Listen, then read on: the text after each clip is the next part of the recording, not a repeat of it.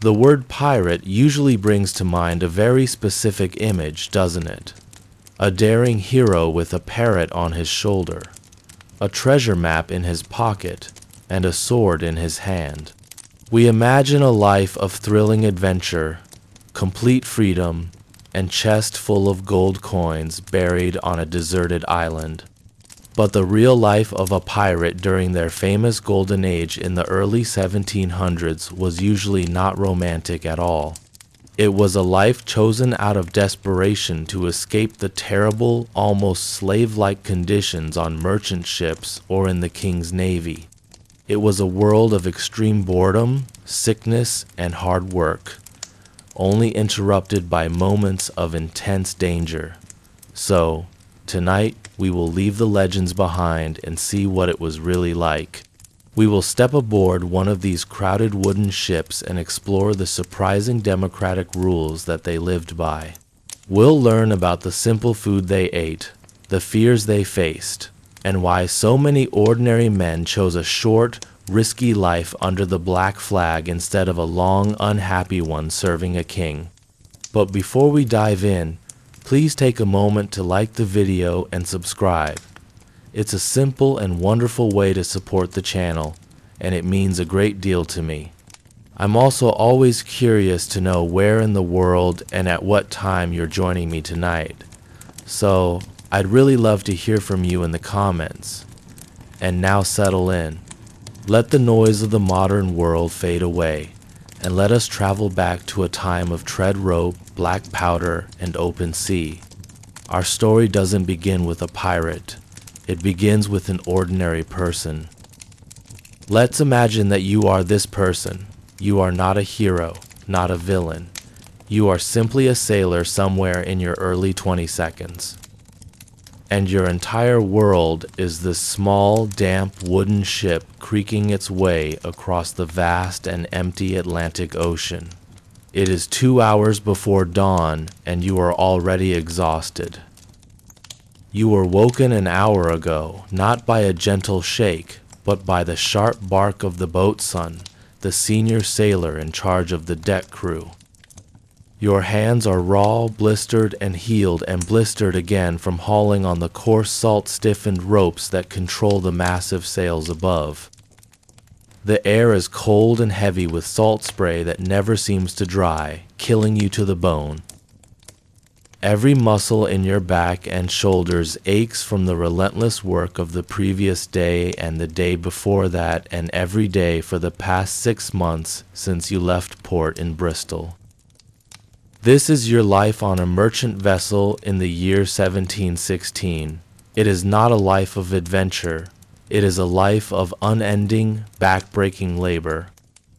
You and the few dozen other men on board are a tiny human island in an endless ocean, and your work never stops. You are constantly adjusting the rigging, climbing high into the masts on swaying ropes to furl or unfurl sails with nothing but 100 feet of empty air and churning sea below you. You work the pumps to expel the foul, stagnant bilge water that constantly seeps into the hull. You scrub the decks, you mend the sails, you tar the ropes. You do this day in and day out in blistering sun and freezing rain. For this ceaseless labor, you are paid a pittance, and even that payment is not guaranteed. As a sailor on a merchant ship, you are not paid your wages until the voyage is completely over. If the ship sinks, you get nothing.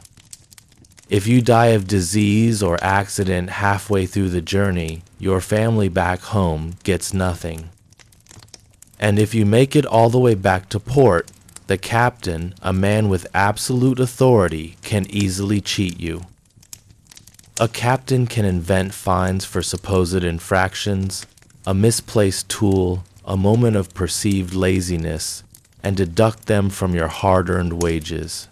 You have seen it happen on every voyage. Men who worked for a year straight, only to end up with a few shillings in their pocket, just enough to get drunk for a night before signing on to another ship to do it all over again. The food is worse than the pay. Your daily ration is a biscuit called hardtack, which is little more than flour, water, and salt baked into a cracker as hard as a piece of wood.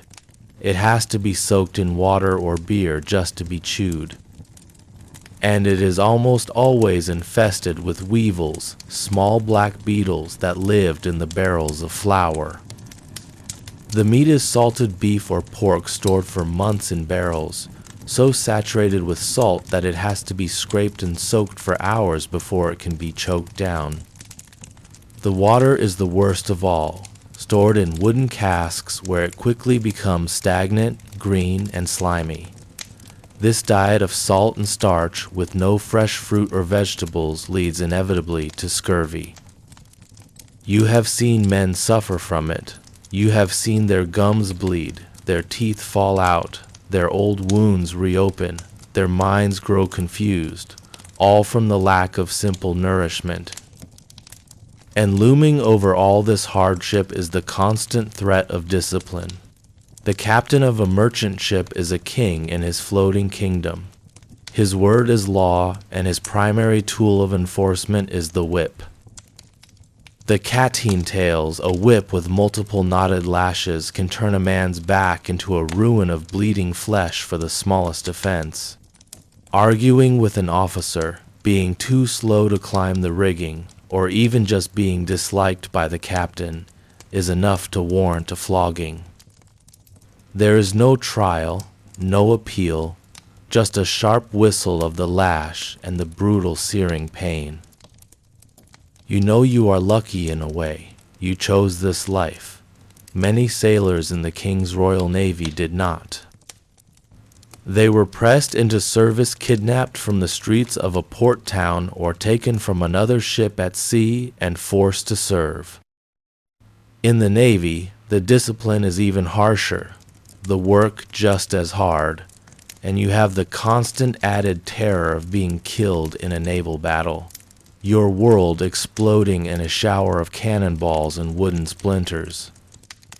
So this is your world, a world of constant work, terrible food, stolen wages, and arbitrary, brutal punishment. Your future holds nothing more than an endless cycle of these miserable voyages until the sea or sickness finally claims you. Piracy to you is not a romantic notion. It is a whisper, a rumor, a story told by other sailors in hushed tones. It's a dangerous path, yes, but it is a different one. One gray morning, as you are squinting at the horizon, you see it, a strange sail, a fast-moving ship closing on your vessel with unnerving speed. It flies no colors you recognize. As it draws closer, the men around you begin to murmur, their faces pale with fear. They know what this might be. But for you, buried beneath the fear, a different feeling begins to stir, a small, dangerous spark of something else entirely. The ship grows larger, slicing through the waves with a purpose your own vessel lacks. It's a sloop, a smaller, faster, and more nimble ship than your bulky merchantman. You notice it's crowded with men, far more than would be needed for a simple trading voyage. The captain of your ship is shouting orders, his voice tight with fear. The men around you move with a panicked energy. Then the moment of truth arrives. A puff of white smoke blossoms from the side of the approaching sloop. A second later, you hear the deep boom of a cannon, and a cannonball skips across the water just in front of your ship's bow. This is a warning shot, a clear and universal signal on the high seas that means stop your vessel, or the next shot will not be a warning. Your captain is no fool. He knows his ship is slower, his crew smaller, and his few small cannons no match for the firepower of a dedicated pirate vessel.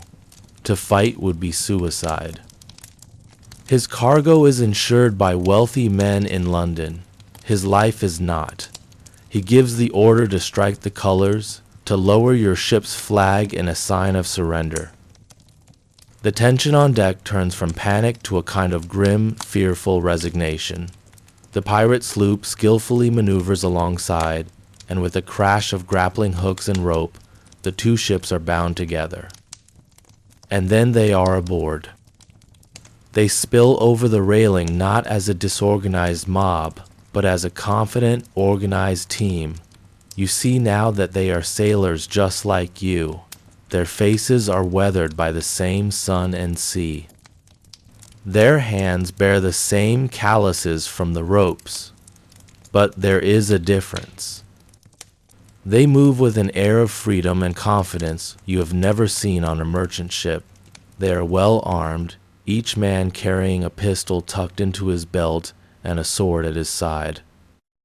They quickly disarm your ship's officers and gather your crew on the main deck.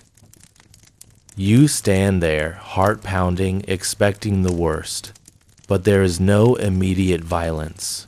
Instead, a man steps forward who is clearly in charge, though he isn't the captain. This is the quartermaster. On a pirate ship, he was the second in command, the man who represented the crew's interests, handled discipline, and was responsible for dividing any plunder. He was often more powerful than the captain in day-to-day life. His voice is calm and direct.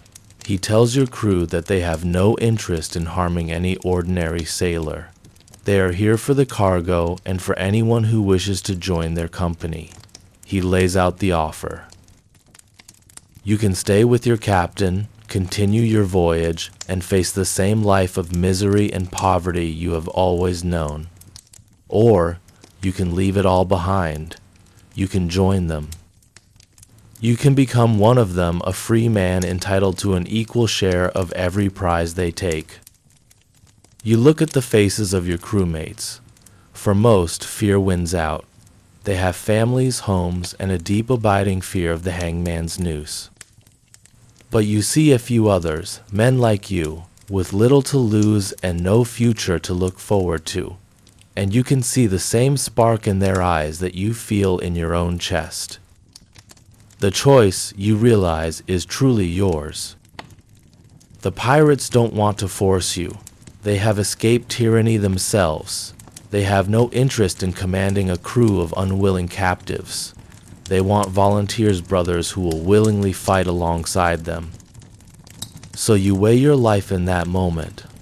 On one side, a guaranteed future of backbreaking work, spoiled food, and the sting of the whip, all for wages you might never see. On the other, the promise of plunder, of freedom, of respect. It is the choice between a long, slow misery and a life that will likely be short. But at least you'll be your own. You and two other sailors step forward. The quartermaster grins. He gestures for you to cross over to the pirate ship. As you climb over the railing, leaving your old vessel and your old life behind, one of the pirates hands you a tin mug filled with a cloudy alcoholic liquid. It is grog, a simple drink of watered-down rum, sometimes mixed with lime or sugar. It is the lifeblood of sailors everywhere. But this mug tastes different. It tastes of freedom. Your old ship, now poorer by a few crewmen and a hold full of cargo, detaches and slowly sails away. You stand on the deck of a pirate vessel, surrounded by the so-called enemies of all mankind. You are now one of them. The initial relief begins to fade, replaced by a new pressing reality. You have joined their society, but you do not yet know its laws. You stand on the deck of your new ship, the taste of grog still on your lips. The initial wave of adrenaline and relief has passed, replaced by a quiet uncertainty. You have escaped the tyranny of your old captain, but what have you joined? How can a ship full of men who have rejected all authority possibly function without tearing itself apart? The answer comes a short while later. The quartermaster, the man who invited you aboard, gathers you and the other new recruits. He unrolls a sheet of parchment, its edges worn from use. This, he explains, is the foundation of their society. These are the ship's Articles of Agreement, more famously known as the Pirate Code. You learn immediately that this is not a set of rules imposed from above. On this ship, there is no absolute king. Before any voyage, the entire crew gathers together.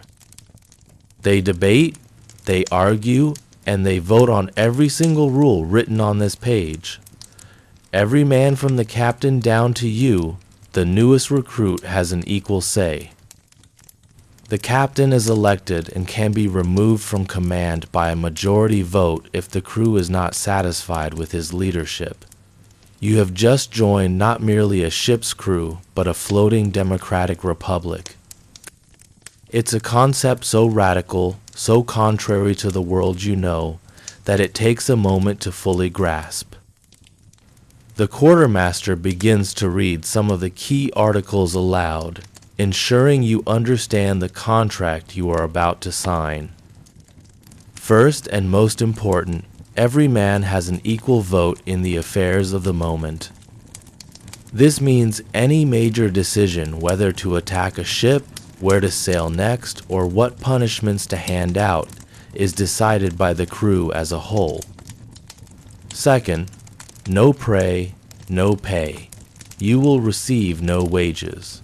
Your payment is a fair share of whatever is plundered.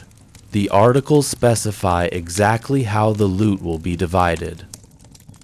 The captain might receive 2 full shares, the quartermaster perhaps 1.5. Skilled men like the ship's surgeon or carpenter might also get a slightly larger portion. But you, as a regular sailor, are entitled to 1 full share. No deductions, no tricks. You will get exactly what you are owed every single time.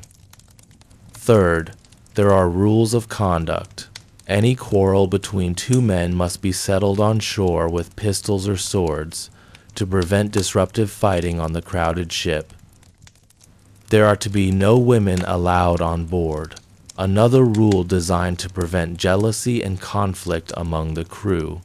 And every man is expected to keep his pistols and sword clean and ready for action at all times. Fourth, lights out at 8. You learn this isn't a strict bedtime, it's a critical fire safety rule. After 8 p.m., there are to be no open flames from candles or lamps for gambling or drinking. On a wooden ship filled with barrels of gunpowder and tarred ropes, a single careless flame could doom everyone. And then comes the most surprising article of all, a system of compensation for injuries sustained in battle. This is their version of insurance. A man who loses his right arm in a fight might be awarded 600 pieces of 8, the common Spanish silver dollar that was the main currency of the seas. The loss of a leg might be worth 500 pieces of 8 and an eye 100. This money was paid out from the ship's treasury before the rest of the plunder was divided. It was a promise that your brothers would take care of you, a level of care and respect unimaginable on the merchant ship you just left. After reading the articles, the quartermaster lays the parchment on the lid of a barrel. He looks at you and the other new men. This is the final step. To join the brotherhood, you must sign. You take the offered quill, dip it in ink, and make your mark on the document. By doing this, you are entering into a sacred contract. You are agreeing to live by these rules, to fight for your brothers, and to accept the severe punishments for breaking your oath. You have now formally sworn your allegiance. You are a full member of the crew with a right to a vote and a right to a share of any prize. You are part of a society of outlaws governed by its own surprisingly fair and orderly laws. But a society is more than just its rules. It is also the physical space it occupies. With the formalities over, you take your first proper look around. seeing the ship not as a captive anymore, but as a resident. This is your home now, the very same sloop that ran down your old vessel with such ease. You realize now why it was chosen. It's not a massive warship, but it's lean and fast.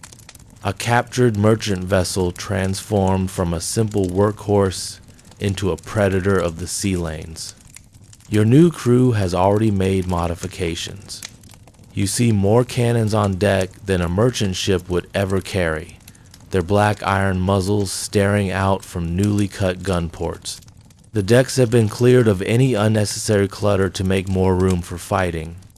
This vessel has been hardened. You walk the main deck, taking in the controlled chaos. There are thick coils of rope neatly tied down. There are pyramids of iron cannonballs secured with netting. You see spare spars, the long wooden poles used to hold the sails lashed to the sides of the ship, ready to replace any that might be broken in a storm or a battle. You close your eyes for a moment to simply listen. You hear the constant deep groan of the ship's timbers, like an old man's sigh. You hear the rhythmic lapping of the waves against the hull, a sound that will be with you day and night. Above, you hear the sharp snap of the canvas sails as they catch the wind, and the high, lonely cry of a seabird. It is a symphony of wood, wind, and water. The smells are just as strong. The clean, sharp scent of the salt spray mixed with the pungent, almost medicinal smell of the tar used to waterproof the ship's wood and ropes. But the real heart of the ship, you soon discover, is below deck. As you climb down the ladder into the gloom, a thick, warm, and heavy air envelops you. This is the 'tween deck, the main living quarters. There are no private cabins here, no walls, no doors. This single low-ceiling space is where you and 80 other men will sleep. You see rows upon rows of hammocks, lengths of canvas slung from the overhead beams. They are hung so close together that you can easily reach out and touch the man next to you. You learn that hammocks were a brilliant innovation pirates and sailors adopted from the native peoples of the Americas.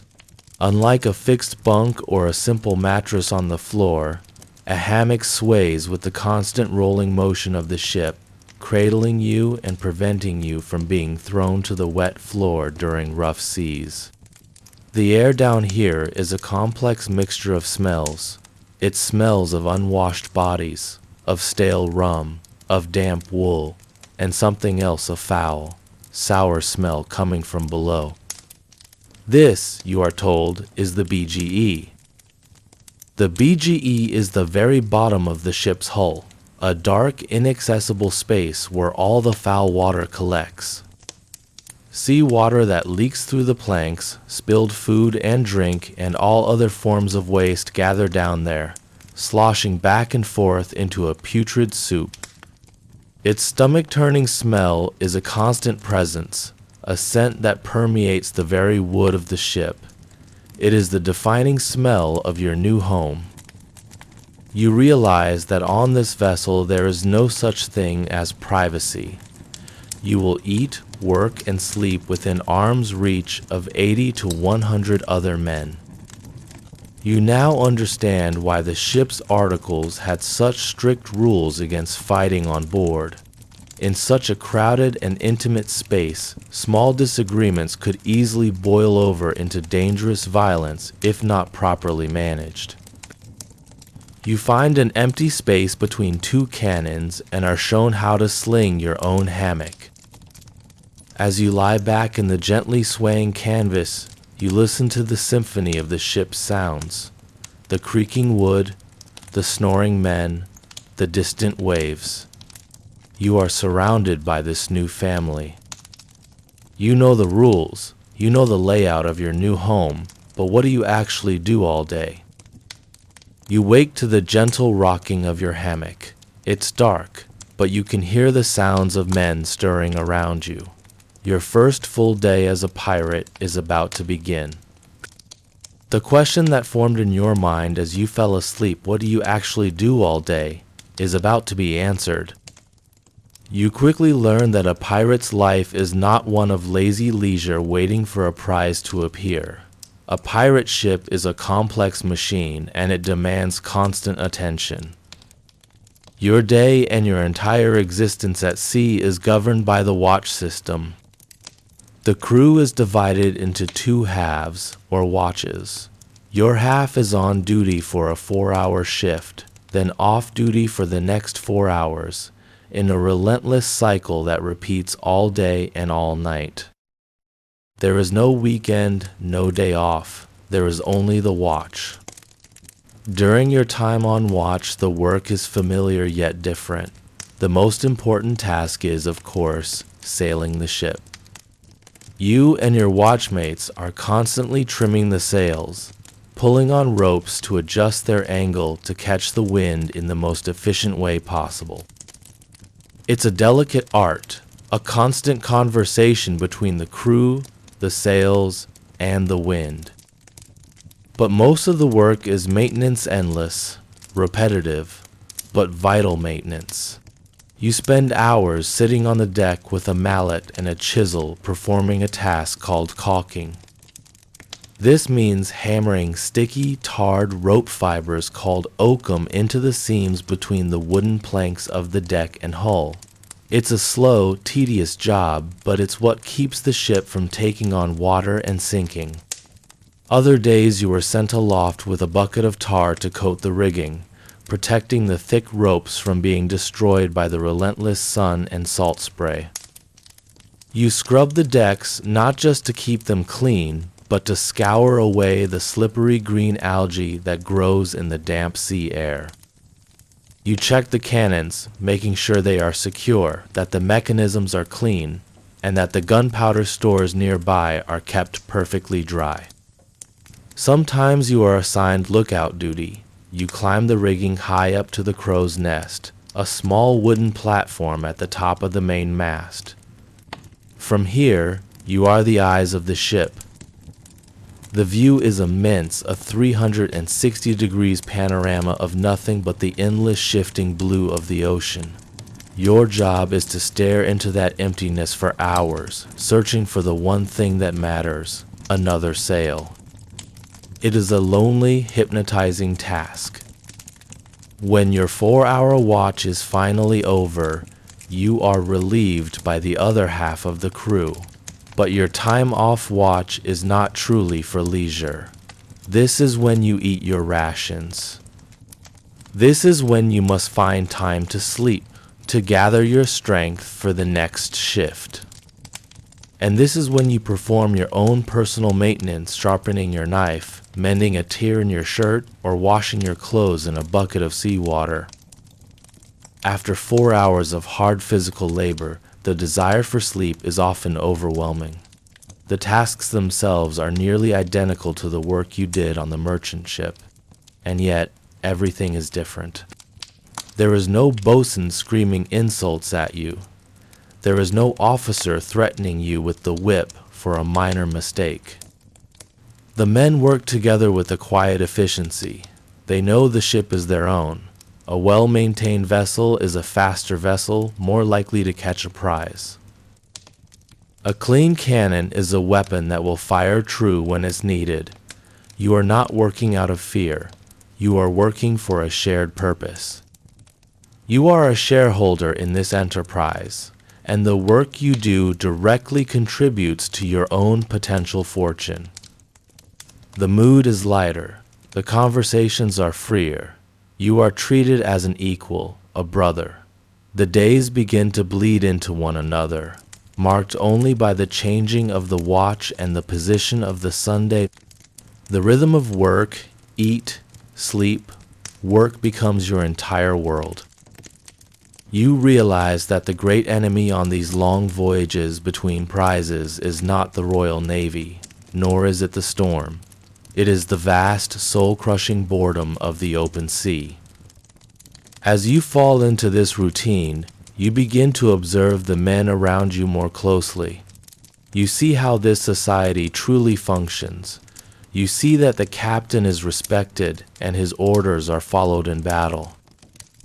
But in the day-to-day life of the ship, it is the quartermaster that the men listen to. It is the quartermaster who settles disputes, who distributes the rations, who seems to hold the true balance of power. As the weeks pass, you begin to truly understand the answer to the question that has been forming in your mind. How does a ship full of outlaws govern itself? You see now that it is not one man who leads, but two, in a delicate and ingenious balance of power specifically designed to prevent the kind of tyranny you escaped. First, there is the captain. You notice that he is treated with a certain respect. He is the expert sailor, the master navigator, the man who can read the waves and the stars. His primary job is to guide the ship and to command it in battle. He is, in essence, the ship's war chief. When a potential prize is spotted on the horizon, a change comes over the ship. The democratic, almost casual atmosphere instantly sharpens. In that moment, the captain's authority becomes absolute. His orders are obeyed instantly and without question by every man on board. He decides the angle of attack, when to fire the cannons, and when to board. During a chase or a battle, he is the undisputed king of the vessel. This is a practical matter.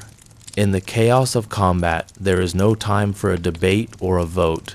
The crew puts their trust in his skill to win the prize and keep them all alive. But here is the crucial difference. As soon as the battle is over, his absolute power vanishes. He steps back and once again becomes a man among equals. He is still the captain, but he cannot order a man flogged for a minor insult. He cannot change the destination of the ship on a whim. He cannot even claim the largest portion of the captain's cabin for himself without the crew's agreement. He was elected to his position, and if he proves to be a coward in battle or consistently fails to find prizes, the crew can hold a vote at any time and depose him, electing a new captain in his place. The true power in the day-to-day life of the ship, you learn, belongs to the quartermaster. He is the peace chief. While the captain is the crew's leader, the quartermaster is the crew's advocate. He is the voice of the men, elected to protect their interests and ensure fairness. His responsibilities are vast. He is in charge of the ship's stores, distributing the daily rations of food and water to ensure every man gets his equal share. He is the ship's judge and jury. If you have a dispute with another sailor, you do not take it to the captain, you take it to the quartermaster. He listens to both sides, makes a ruling, and his decision is respected. He also administers all punishments that the crew has voted on according to the articles. So if a man is to be flogged, it is the quartermaster, not the captain, who gives the order, removing that power of personal vengeance from the captain's hands. When a prize is taken, the quartermaster leads the boarding party. He is the one who decides what plunder is to be taken from the captured vessel, and he is the keeper of all that plunder until it can be brought to a safe port and divided.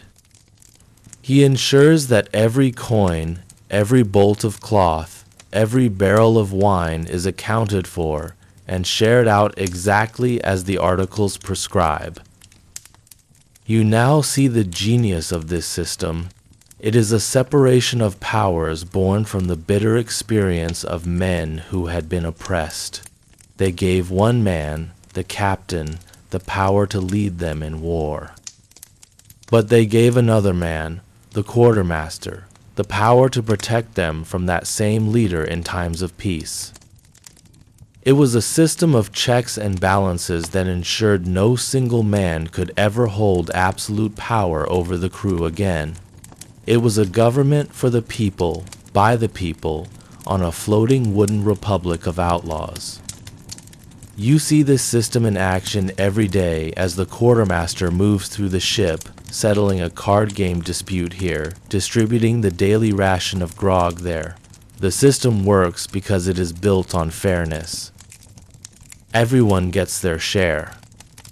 But as you receive your daily portion of salted beef and hardtack, a new thought comes to mind. What exactly is that share? The question of what you eat and drink is one of the most fundamental parts of your new life. You quickly learn that the standard rations on a pirate ship are at first disappointingly similar to the grim menu of the merchant vessel you so gladly left behind. The foundation of your diet is still the hardtack, the rock-hard flour and water biscuit likely dotted with the black specks of weevils. The main source of protein is still salted meat, either beef or pork that has been cured in barrels of brine for so long that it is tough, chewy, and overwhelmingly salty. This is supplemented by sacks of dried peas, beans, or oatmeal. It is a diet of preservation, designed to last for months in the damp hold of a ship, not for pleasure. Your drink is also much the same. Water stored in casks quickly goes foul, so alcohol is essential. The daily ration of grog, a mix of rum and water, is a treasured ritual, a moment of warmth and cheer in a long day.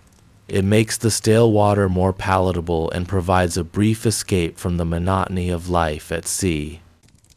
But here is where you discover the pirate's advantage. Unlike a merchant ship, which must sail from port A to port B on a strict schedule, a pirate vessel is master of its own time. Your captain is not in a hurry to deliver cargo. This gives you the freedom to supplement your diet in ways a merchant sailor could only dream of. If the ship is running low on supplies, you might stop at a small, uninhabited island. The crew will go ashore in longboats, armed not for battle, but for hunting. You spend the day tracking wild pigs or goats through the jungle, a welcome relief from the confines of the ship. The animals are brought back, and the crew builds a fire on the beach, roasting the fresh meat over a wooden grill called a boucan. The taste of fresh, unsalted meat is a luxury so profound it feels like a feast for a king. At sea, you fish. Men will trail lines from the stern of the ship, hoping to catch tuna or other large fish to be shared among the crew.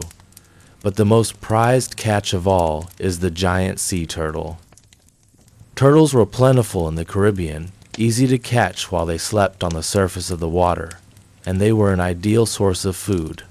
A single large turtle could feed the entire crew.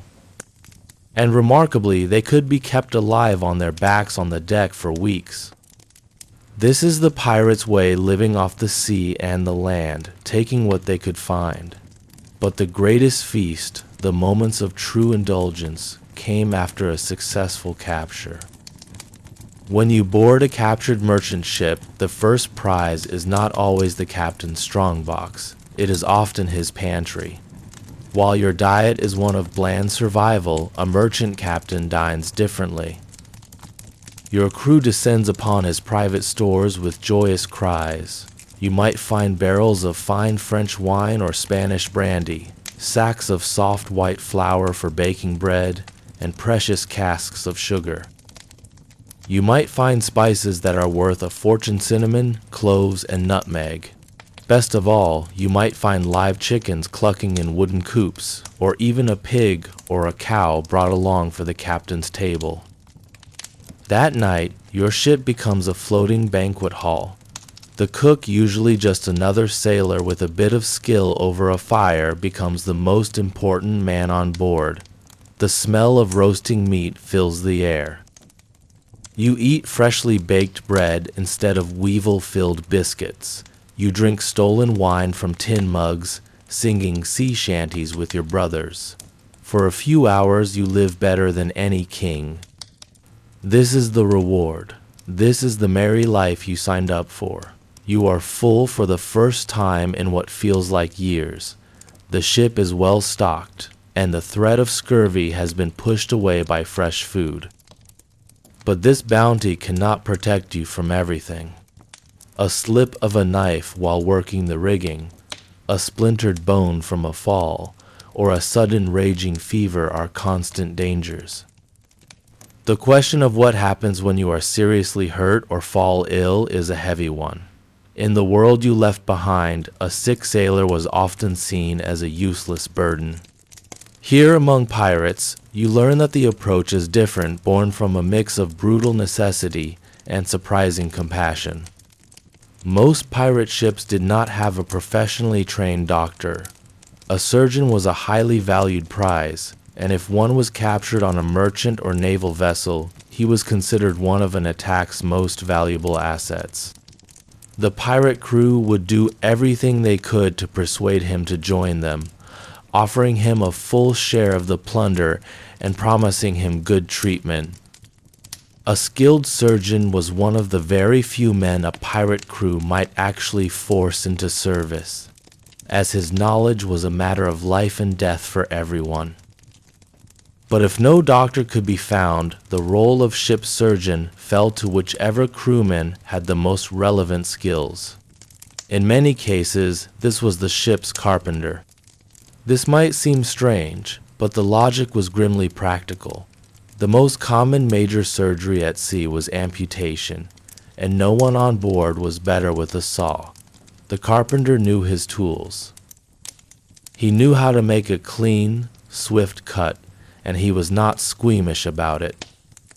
On other ships, the role might fall to the cook, for he was the man most skilled with knives. The ship's medical kit was usually a captured surgeon's chest, itself a form of treasure. Inside, you would find the tools of the trade: saws for bone, sharp knives for flesh, probes for exploring wounds, and forceps for pulling out musket balls. The medicines were a mix of the effective and the dangerous. The chest would contain laudanum, an opiate, a powerful painkiller made from opium that could dull the senses during surgery. It might also contain mercury, a common but toxic treatment for venereal diseases, and a variety of dried herbs and powders for treating fevers and infections. After a battle, the main deck could be transformed into a makeshift operating theater. Wounded men would be laid out, and the surgeon would get to work. His methods were direct and brutal. A deep cut from a sword would be stitched shut with a simple needle and thread. To stop bleeding and prevent infection in a world without antibiotics, the surgeon would perform a cauterization, sealing the wound by applying a red-hot piece of iron or a dollop of hot tar directly to the flesh. The smell of burning skin and the screams of the patient were a common aftermath to any fight.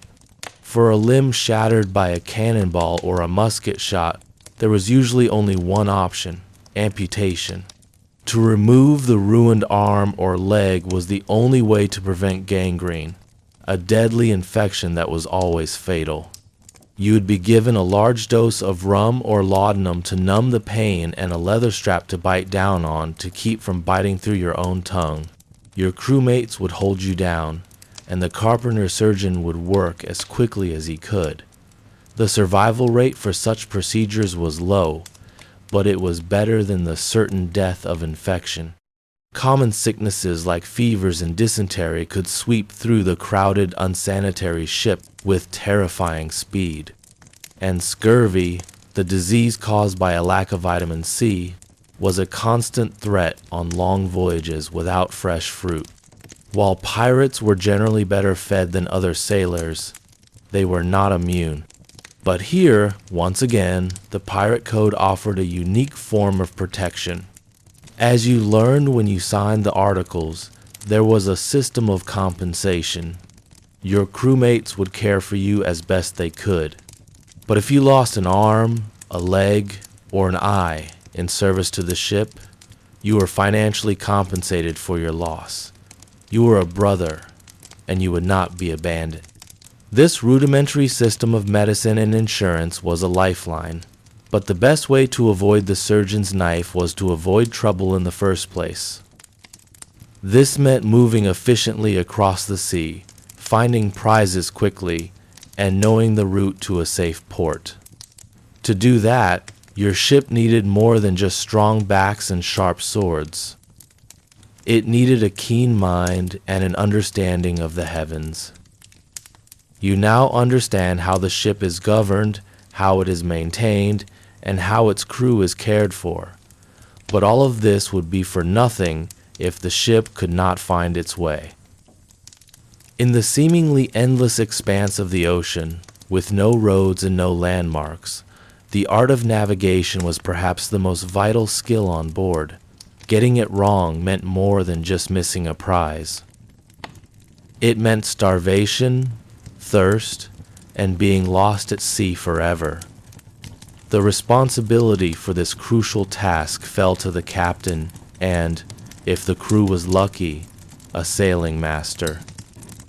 The sailing master was a highly skilled officer whose entire job was to know the ship's position and plot its course.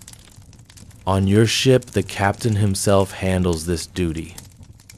He is the navigator, and the lives of the entire crew rest on his calculations. His tools are a mixture of the simple and the ingenious. His most prized possessions are his nautical charts. These are not treasure maps marked with an X. They are precious documents, hand-drawn on parchment, often stolen from the captains of captured ships. They show the outlines of coastlines, the locations of known islands, and warnings about dangerous currents or hidden reefs. They are frequently inaccurate, but they are the best guide you have. To know your direction, you have the magnetic compass. But direction is only half the problem. You must also know your speed. For this, the navigator uses a clever device called a chip log. It consists of a small weighted piece of wood tied to a long rope with knots tied at regular intervals. The chip is thrown from the back of the ship, and as the vessel moves forward, the rope unspools. Using a small sand glass to measure a precise amount of time, the navigator counts how many knots pass through his fingers. This tells him the ship's speed in knots, a unit of measurement still used by sailors today. With these tools, the navigator can determine your latitude, your position north or south of the equator. Using an instrument like a quadrant or an astrolabe, he can measure the angle of the sun at high noon or the height of the North Star at night. This angle changes depending on how far north or south you are, allowing him to calculate your latitude with reasonable accuracy. But there was one great unsolved mystery of the seas during your time: longitude, your position east or west. There was no reliable instrument, no simple trick to know how far east or west you had traveled. This was the single biggest navigational challenge of the age. To overcome this, sailors relied on a method called dead reckoning. It was more of an art than a science. You start from a known position, for example, the island of Jamaica. You know you are sailing east thanks to the compass. You know you are traveling at 5 knots thanks to the chip log. After 24 hours, you can calculate or reckon your new position on the chart. You are, in theory, 120 nautical miles east of Jamaica. But this was an educated guess. A strong unseen ocean current could be pushing you sideways. A storm could force you off course.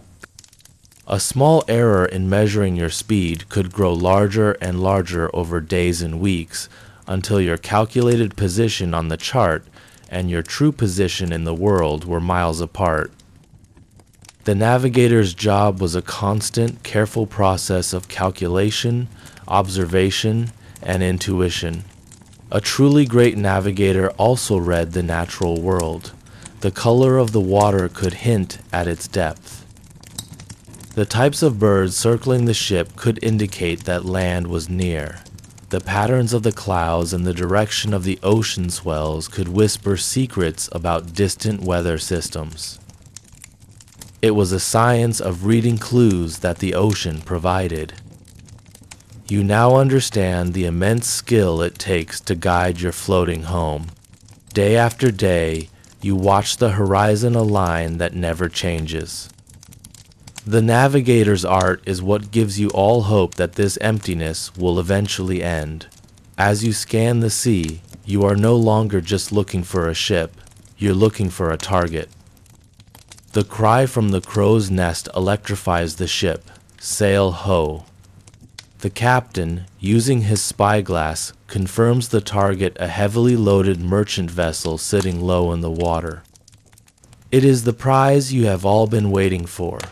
Your ship, being faster and more agile, begins the chase.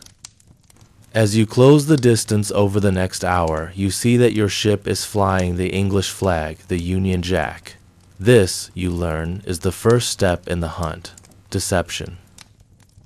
It's a common trick. A pirate ship might fly the colors of any nation or no flag at all to appear as a friendly vessel. The goal is always the same: to get as close as possible without causing alarm, closing off the target's avenue of escape.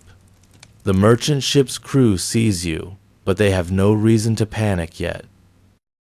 To them, you are just another English ship on the open sea. Then the time for pretense is over. You are close enough now. The merchant ship is within range of your cannons, and they can no longer outrun you. On your captain's command, the false flag comes down. For a moment, your mast is bare. The men on the other ship must be watching, their stomachs tightening with dread, wondering who you are. Then, a new flag is brought on deck. It is bundled and ready. It is attached to the rope and hoisted up the mast for all to see. It is the flag that has come to be known as the Jolly Roger. This flag is the most powerful weapon in the pirate arsenal, more powerful than any cannon. It is a tool of psychological warfare, and its message is brutally clear. You learn that the term Jolly Roger doesn't refer to just one design, but to any flag used by pirates to declare their identity. The most common flag is a simple, stark black one.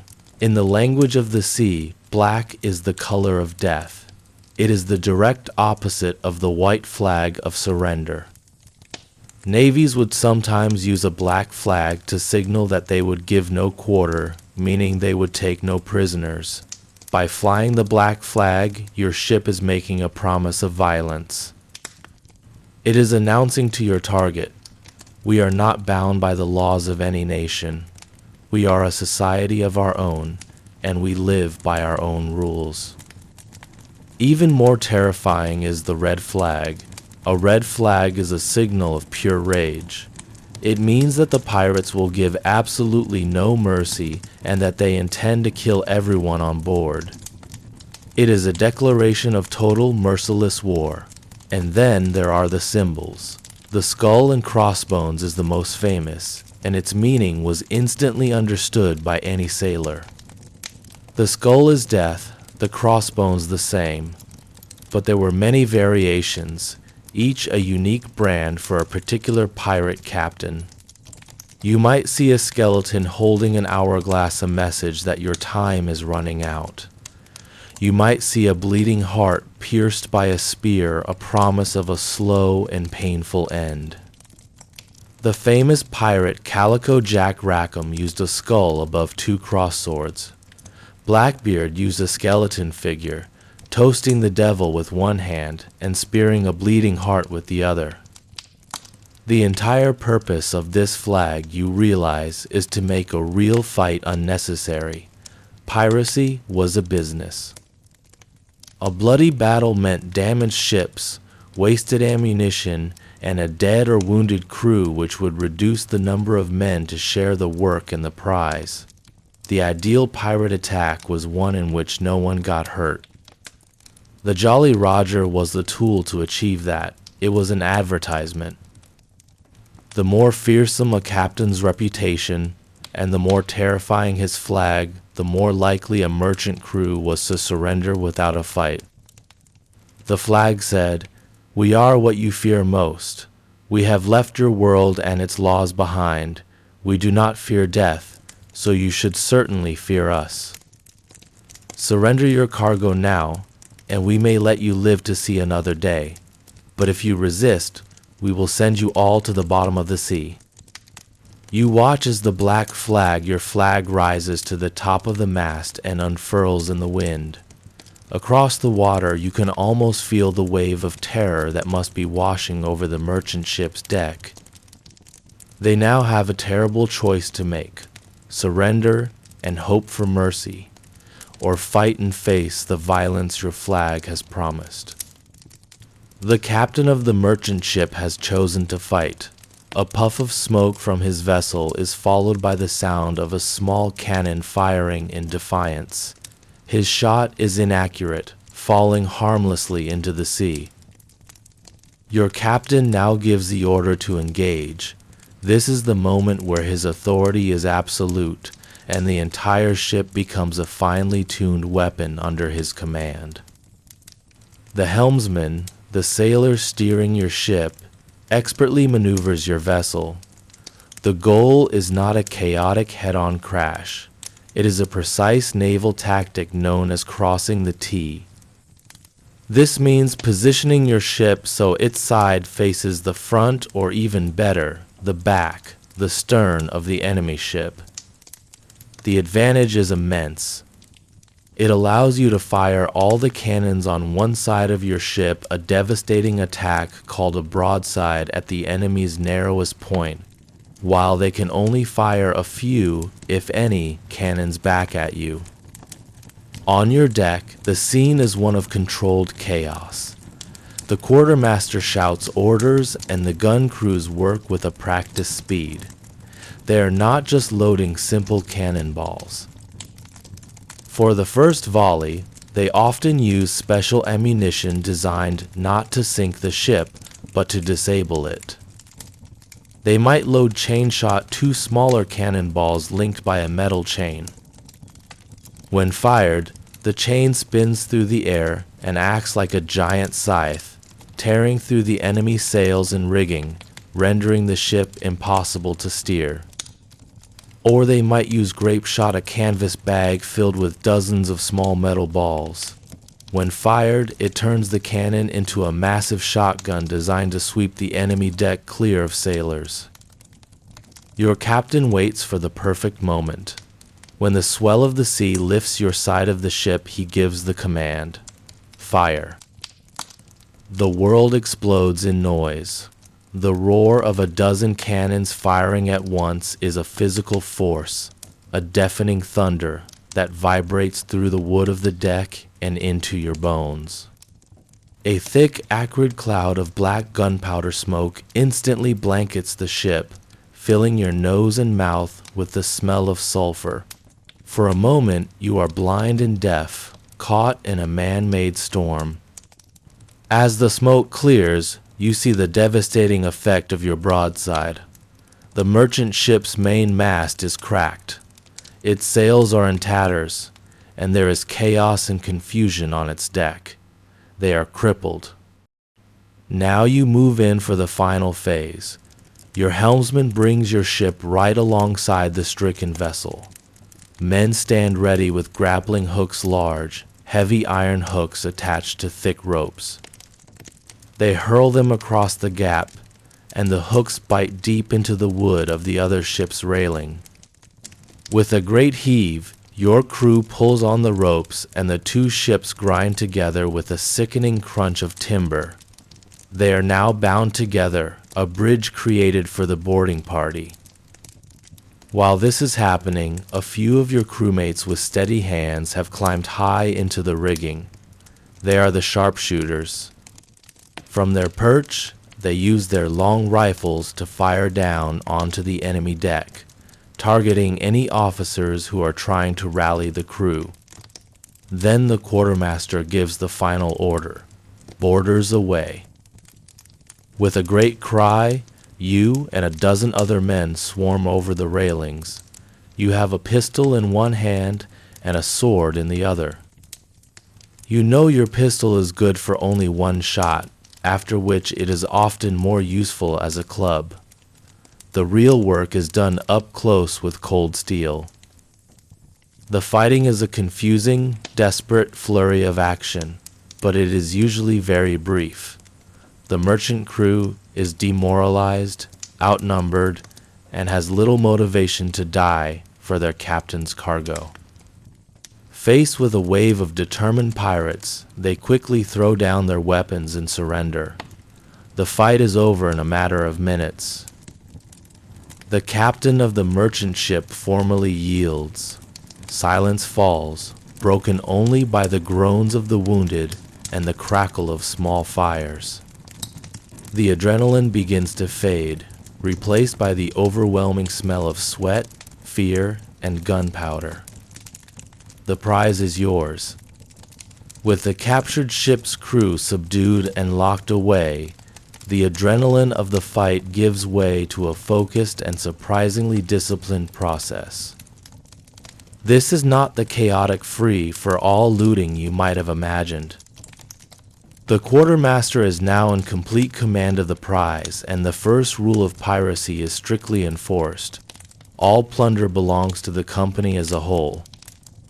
You learn that any pirate caught hiding even a single coin or a small piece of jewelry for himself before the general division would face the harshest punishments. To be caught stealing from your crewmates was the ultimate betrayal. The entire system of trust and fairness that held the pirate brotherhood together relied on every man being honest at this crucial stage.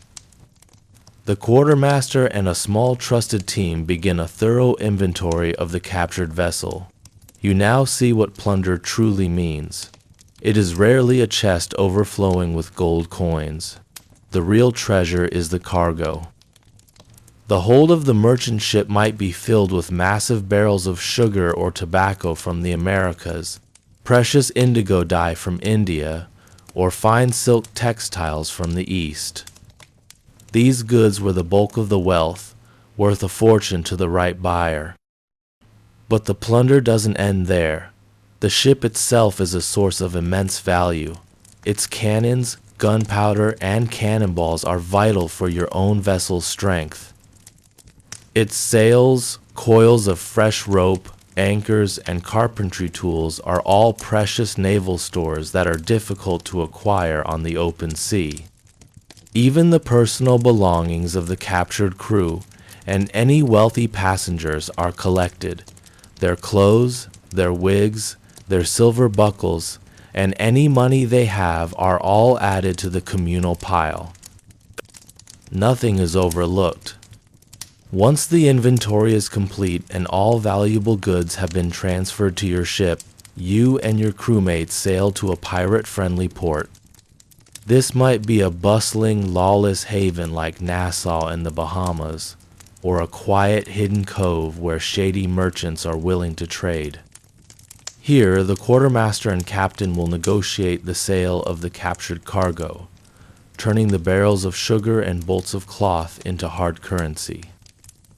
When all the goods have been sold, the most important ritual of pirate life begins. The entire crew is assembled on deck. The quartermaster stands before you all with the total sum of the profits. The first order of business is to pay the ship's debts to its own crew. The compensation fund is opened. The man who lost an eye in the last fight is called forward and given his 100 pieces of 8. The man whose arm was crippled by a musket ball is given his payment. This promise, written in the articles, is always honored first. It is the bedrock of your society. Once the wounded have been cared for, the remaining wealth is divided among the rest of the crew according to the shares laid out in the articles. The quartermaster, holding a list of every man's name, calls you forward one by one. There is no secrecy, no backroom deals. The process is completely transparent. The captain receives his 2 shares, the quartermaster his 1.5, and then it is your turn. You step forward and the quartermaster counts out your single full share of the prize into a heavy cloth bag. You feel the weight of the silver and gold coins in your hand. It is more money than you have ever seen in one place, more than you could have hoped to earn in 10 years of honest, back-breaking labor on a merchant ship. This is the moment that makes it all worthwhile. The fear, the boredom, the risk, it was all for this. This bag of coins is not just wealth. It is independence. It is respect. It is your reward, earned as a free man and given freely by your brothers. You now have your share. For the first time in your life, you are a wealthy man. Your ship is safely anchored in a harbor teeming with activity, and the long disciplined months at sea are finally over. Now, the time for work is done, and the time for the merry part of a short life and a merry one is about to begin. The call goes out for shore leave. You and the rest of the crew pile into longboats and row towards the beach. The feeling of setting foot on solid ground after months of the sea's constant motion is a strange and wonderful sensation. You have arrived in a place like Nassau in the Bahamas, the unofficial capital of the pirate republic. You quickly see that this is not a clean, orderly colonial town with cobblestone streets and government buildings. It is a chaotic, sprawling settlement of ramshackle wooden taverns, canvas tents, and hastily built huts, all crowded along a sandy beach. The air is thick with the smells of roasting meat, cheap rum, tobacco smoke, and the sweat of hundreds of unwashed bodies. There are no police here, no Royal Navy patrols, no governor to enforce the law. This is a place of absolute freedom and absolute chaos. Your share of the plunder, which felt like a fortune on the ship, now feels like a fire burning a hole in your pocket. You and your crewmates head for the place that is the heart and soul of any pirate haven, the tavern. Inside, the noise is deafening. The room is packed with pirates from a dozen different ships, all drinking, shouting, and laughing. You push your way to a rough wooden bar and trade one of your silver coins for a bottle of rum. Not the watered-down grog from the ship, but the raw, powerful spirit. The drink is strong and burns on the way down, but it is the taste of freedom and success. You see that a pirate's money is spent as quickly and fiercely as it is earned. In one corner of the tavern, a group of men are gambling, throwing dice against a barrelhead. Men who are brothers at sea, who would die for one another in battle, are now intense rivals in a game of chance. You watch a man lose a month's worth of hard-won pay on a single roll of the dice, only to laugh, buy another drink, and challenge someone to a new game. This is the pirate mentality. You realize their life is a constant gamble, and so is their money. They live with the ever-present threat of a violent death. So the idea of saving for a future they will likely never see seems pointless. The philosophy is to live for this exact moment with as much intensity as possible. A short life, but a merry one. You spend your silver on things you could only dream of at sea. You eat freshly roasted pork until you are full. You buy a new shirt made of soft linen to replace your ragged, salt-stiffened one. You visit a merchant who caters to the pirate trade and buy a fine new pistol and a bag of lead shot, investing in the tools that will help you earn your next fortune.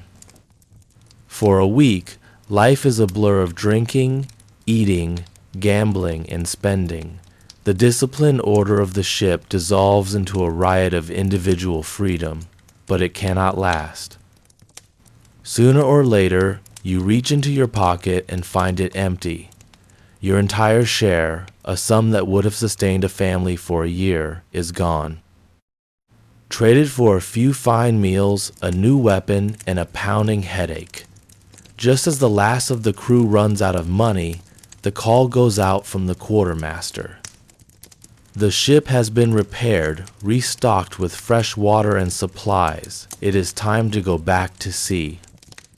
You stumble back to the longboat, your head aching, your pockets light, but with a new pistol at your belt and the memory of a wild week on shore. The chaos of the pirate haven fades behind you, replaced once again by the familiar, orderly world of the ship.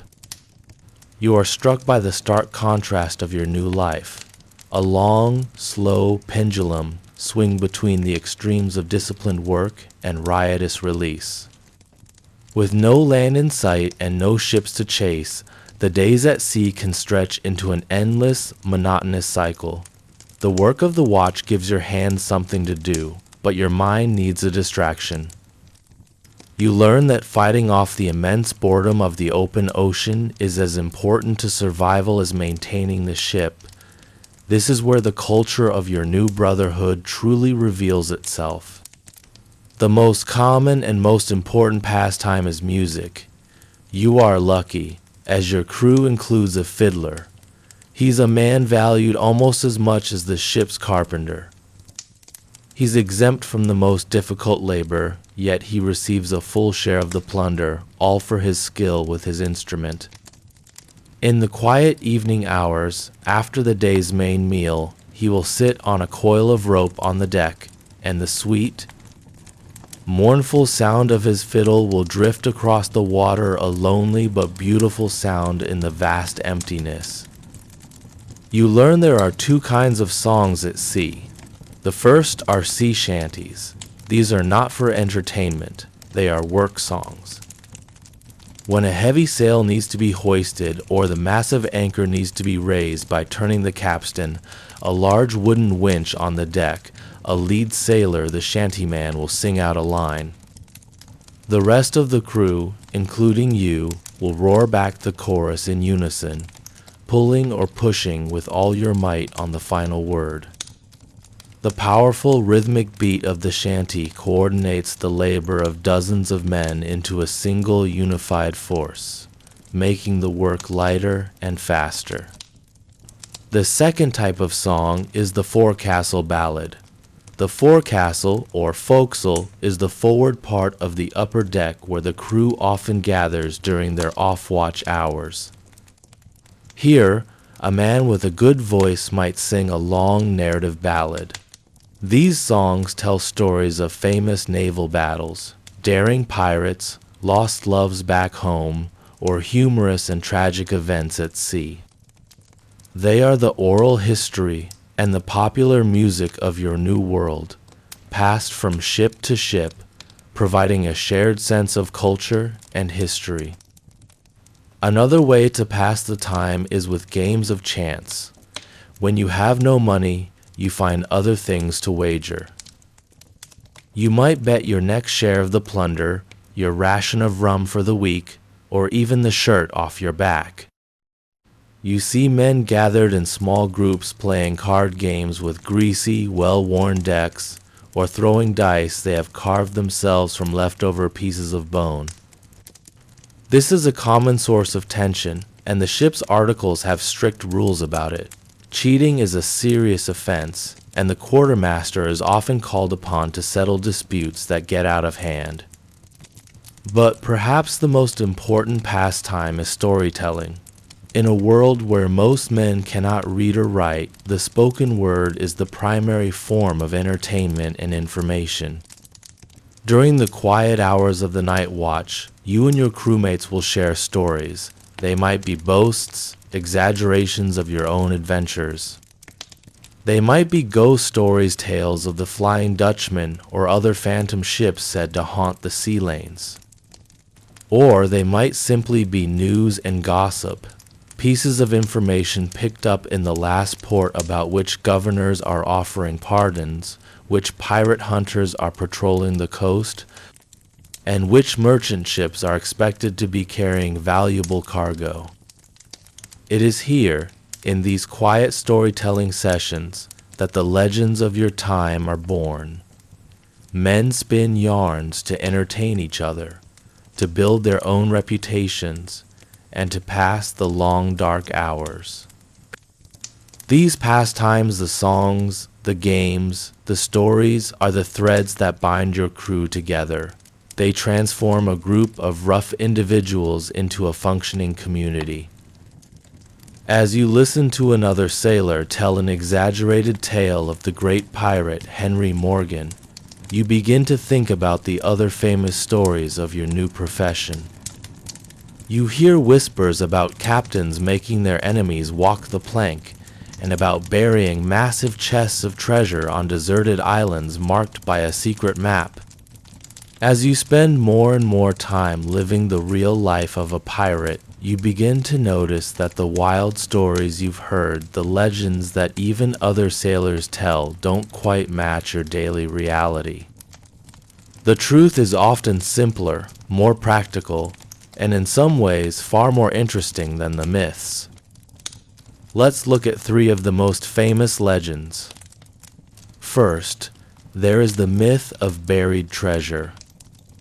The image of pirates burying a massive chest filled with gold and silver on a deserted island, then creating a secret map where X marks the spot, is perhaps the most powerful pirate legend of all. But in reality, this almost never happened.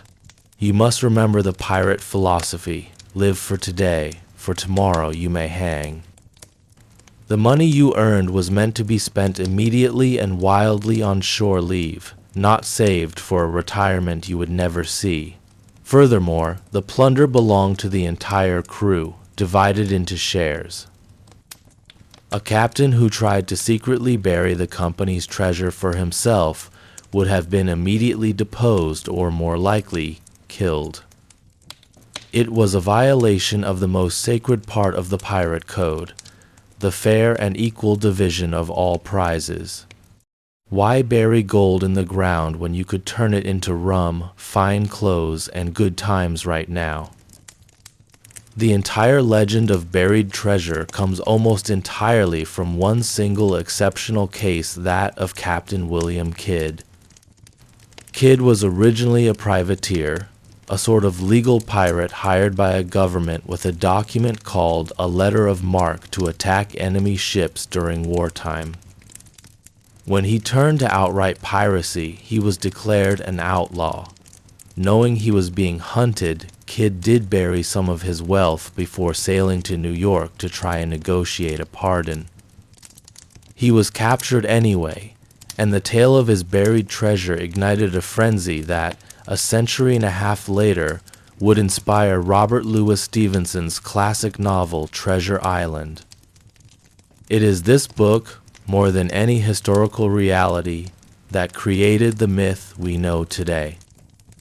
The second great myth is that of walking the plank. The image is iconic: a captive, hands tied, forced to walk off a narrow board extending from the side of the ship into the shark-infested waters below.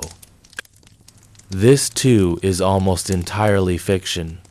There are virtually no reliable documented accounts of this practice happening during the golden age of piracy. It was an invention of later writers, most famously appearing in stories in the 19th century, and cemented in popular culture by J.M. Barrie's Peter Pan.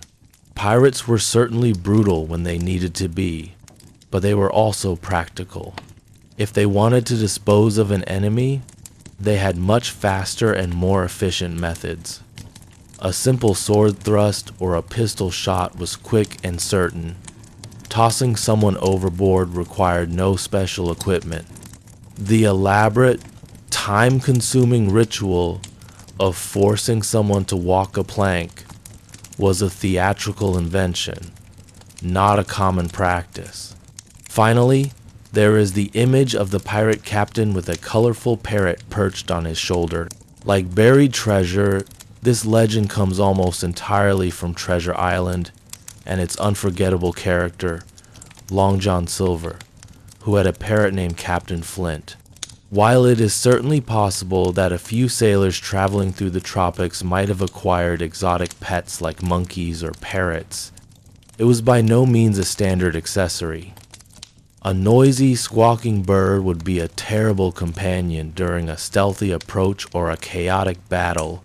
The parrot on the shoulder is a romantic and charming image, but it is not a historical uniform. You now see the truth more clearly. The reality of your life is not one of treasure maps and talking birds. It is a life governed by democratic articles, a surprising system of compensation for the wounded, and a practical approach to your bloody business. But you also know, with a growing sense of unease, that this unique world you have joined cannot last forever. The great empires of Europe will not tolerate these floating republics of outlaws indefinitely. As you sail the seas, you begin to hear whispers in port towns, rumors of a change in the winds. Governors are offering fewer pardons and more bounties for the capture of pirates. New, powerful warships are being sent from England with a single dedicated mission. The rumors you've been hearing in port towns are true. A change is coming on the winds.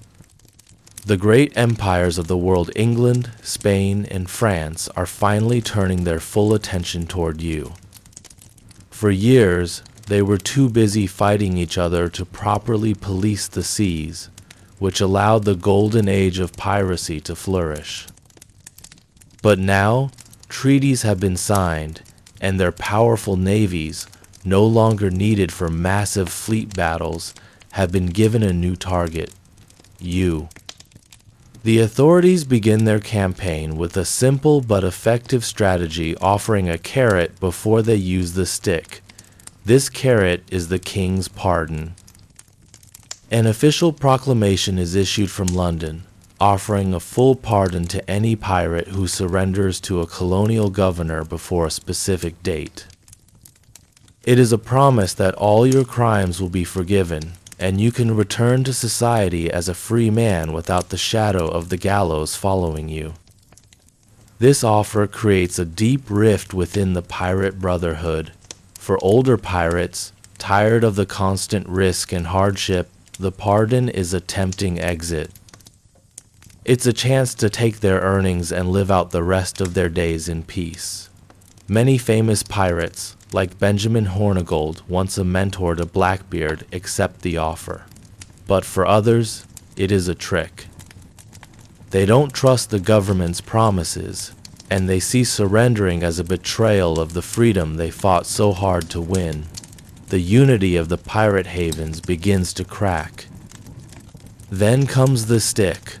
When pardons are not enough, the empires unleash their full military might. Powerful Royal Navy warships are sent to patrol the sea lanes of the Caribbean and the American coast. These are not the slow, clumsy merchant vessels you are used to capturing. These are frigates, fast, medium-sized warships built for speed and packed with cannons. They are captained by experienced naval officers and manned by disciplined Marines trained for combat. Your pirate sloop, so effective against a merchantman, is no match for the raw power of a naval frigate. Along with the warships come determined new governors sent with the specific mission to eradicate piracy.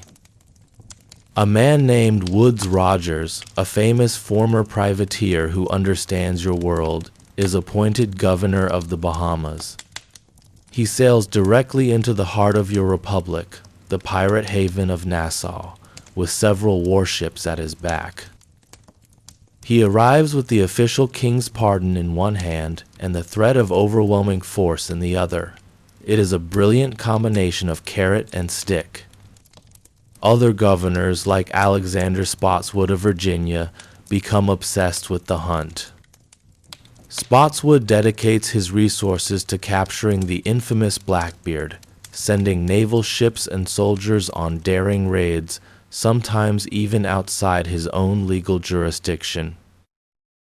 The most bitter pill to swallow is the use of pirates to hunt pirates. Some of the most effective pirate hunters are men who have accepted the pardon. Men like Benjamin Hornigold, who know all the secret codes, the tactics, and the weaknesses of their former brothers, are hired by governors like Woodes Rogers to lead hunting expeditions. The Brotherhood is now not just divided, it is actively preying upon itself. You feel the world closing in. The options are dwindling. The freedom you fought for is slipping through your fingers like sand. The final act of the Golden Age has begun, and for every pirate still sailing under the black flag, the most pressing question is no longer, where is the next prize, but how does my story end? The Golden Age of Piracy, for all its fire and fury, was a remarkably brief flash in the pan of history. For every man who joined the Brotherhood, the unspoken question always loomed. How would it end? There was no single path. The end of a pirate's career was a story with many possible endings ranging from the swift and violent, to the public and shameful, to the surprisingly quiet. For many, the end came exactly as they lived in a flurry of black powder, cannon smoke, and drawn steel. To die in battle was a constant and accepted risk of the trade. In a desperate fight against a naval vessel or a heavily armed merchantman, a pirate could be killed in an instant, struck by a musket ball, cut down in a sword fight on a crowded deck, or killed by the terrible spray of wooden splinters from a cannonball impact. The infamous Blackbeard, perhaps the most feared pirate of his time, met his end this way, killed in a bloody, close-quarters battle with Naval Lieutenant Robert Maynard and his crew. For some pirates, this soldier's end may have been considered a better fate than the shame of the gallows, a final, defiant act in a life lived on the edge. Another fate, even more public and brutal, was the gallows. For the pirate who was finally outmatched and captured by the Royal Navy, the path was swift and certain.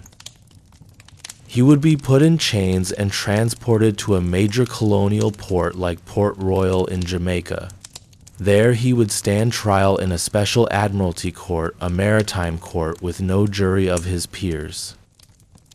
For a known pirate, the trial was a formality. The sentence was death by hanging. The execution itself was a powerful public spectacle.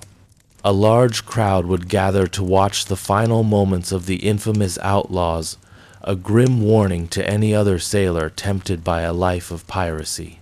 To make the message last, the bodies of the most notorious captains were sometimes placed in iron cages called gibbets, and left to hang at the entrance to the harbor. A more unique fate a pirate could face came not from the outside world, but from his own brothers. For crimes against the crew, the punishment could be exile. This was the sentence of marooning. The offender would be taken to a deserted island and left with only the most basic provisions: a flask of water, a knife, and sometimes a pistol with a single shot. With that, his former crewmates would row away, leaving him to a quiet, desperate battle against the elements. While survival was not impossible, for most it was a sentence of profound and final solitude. But for every pirate who met a dramatic end, it is likely that many more simply walked away. This was the path of the king's pardon. Faced with the growing threat of naval patrols, many crews chose to accept the official offer of amnesty. They would sail into a colonial port, swear an oath of allegiance to the crown, and in an instant their life of crime was forgiven. These thousands of now former pirates simply melted back into the world, returning to the lives they had known before. For this silent majority, the golden age of piracy was not a fight to the death, but a single wild chapter in an otherwise ordinary life. And what of the pirate's ultimate dream, the quiet retirement with a fabulous fortune? This is the stuff of legend, and for good reason. It was almost impossible to achieve. The pirate ethos of live for today meant very few ever managed to save a fortune. The legends of pirates, like Henry Every, who supposedly vanished with his treasure to live as a king in a secret paradise, are likely just stories that fueled the dreams of other sailors. So these were the fates that awaited them: a swift death in battle, the public shame of the gallows, the lonely exile of marooning, the quiet escape of the pardon, or the nearly impossible dream of a legendary retirement. With the historical pirates gone from the seas, their reality began to fade. The memory of the brutal working conditions, the monotonous diet, and the constant fear was replaced by something far more romantic and enduring. The transformation from history into legend began almost immediately, thanks in large part to one incredibly popular book. In 1724, while some of the last pirates were still being hunted, a book was published in London called A General History of the Robberies and Murders of the Most Notorious Pirates. It was written under the name Captain Charles Johnson, though his true identity remains a mystery to this day. The book was an instant sensation. It was part history containing surprisingly accurate details about pirate articles, ships, and daily life, likely gathered from interviews with sailors and reports from trials.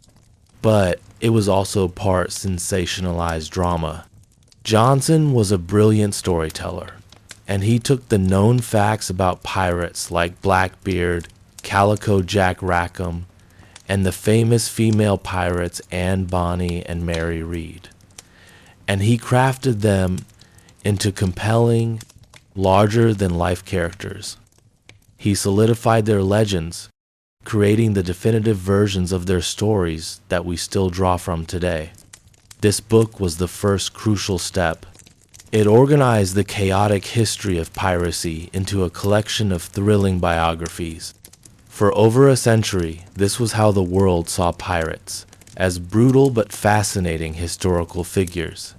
Then, in the late 19th century, a second, even more influential author would take the torch. The Scottish writer Robert Louis Stevenson, looking for an adventure story to write for his stepson, drew upon the legends from Johnson's book and created his masterpiece Treasure Island, published in 1883. This novel, more than any other work, is responsible for creating the modern myth of the pirate. Stevenson took the single rare historical case of Captain Kidd burying his treasure and made it the central goal of all piracy. The idea of a secret map where X marks the spot is a pure invention of Treasure Island. His most brilliant creation was the character of Long John Silver, the charismatic one-legged ship's cook with a parrot named Captain Flint on his shoulder. Long John Silver became the archetype for every fictional pirate that would follow. He cemented the idea of the charming, friendly, but treacherous pirate rogue, the talking parrot, the treasure map, and the moral ambiguity. All of these classic tropes came from this one book. The final step in the transformation came in the 20th century with the rise of cinema. Hollywood took the romantic adventure of Treasure Island and made it visual. Actors like Errol Flynn in the 1,930 seconds and 40 seconds created the image of the swashbuckler, the handsome, acrobatic hero who fights with a sword, swings on ropes, and always wins the heart of a beautiful lady. In these films, pirates were no longer dangerous outlaws, they were dashing heroes. This brings us to the pirate we know today, a direct descendant of Long John Silver and Errol Flynn, Captain Jack Sparrow from the Pirates of the Caribbean films. He is the complete package of the romantic myth, charming, witty, and a master swordsman, living a life of pure freedom and adventure.